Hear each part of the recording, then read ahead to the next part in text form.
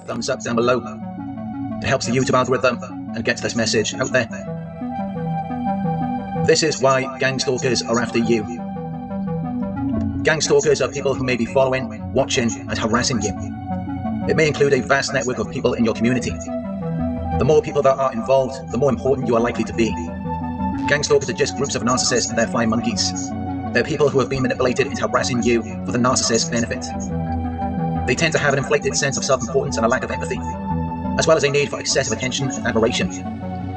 They're very insecure, so they always feel the need to be in control, which is why they will manipulate as many people as they can, to maintain the control that they are seeking.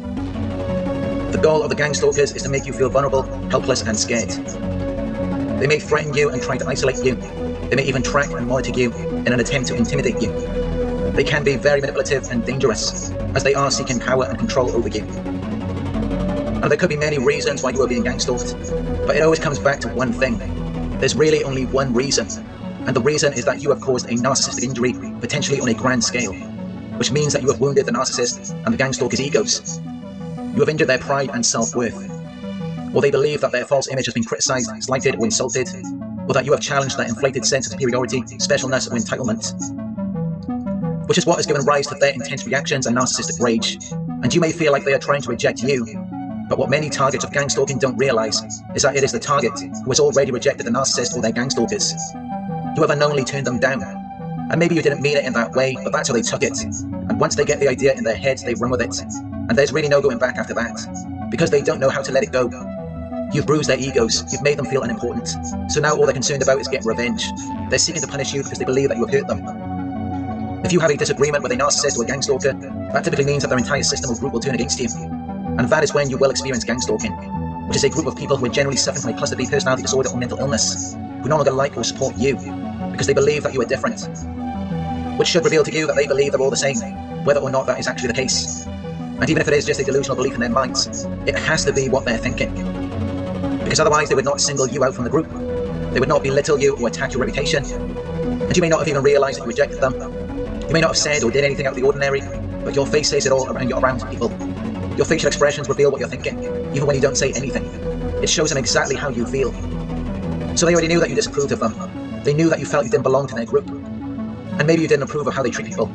So they immediately viewed you as their opposition, as their enemy or adversary, even though you may never have intended it in that way. And it could have been something petty. It could have been something so insignificant.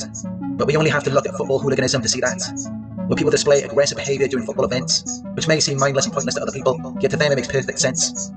But there is a psychology behind these football fans. When their team is doing well, they feel a sense of achievement.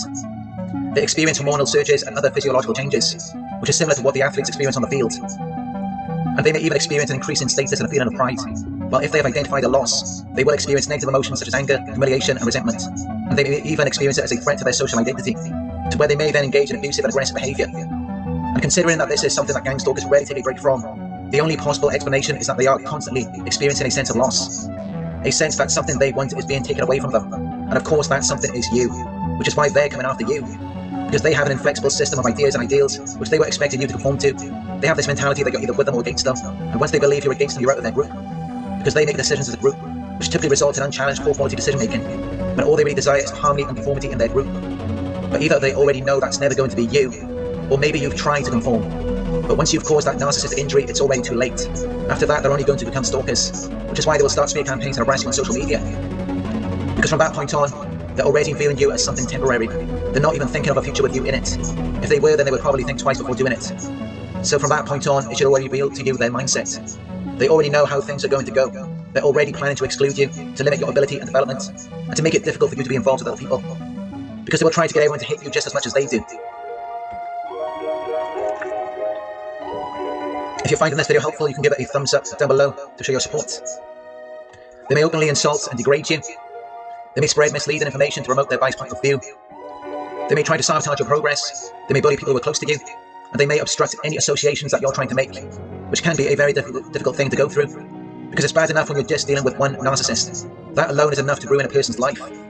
But you're dealing with a group of people who all believe that they are right and that they are superior to you, which they're using as an excuse to be negative, to criticize and belittle you, and to shame and punish you. Because they think you're different. They think you're not the same as them. And that may be true. Maybe you don't think the way they do. So you're not conforming to ideas or practices in your behavior or views. You're not agreeing with them.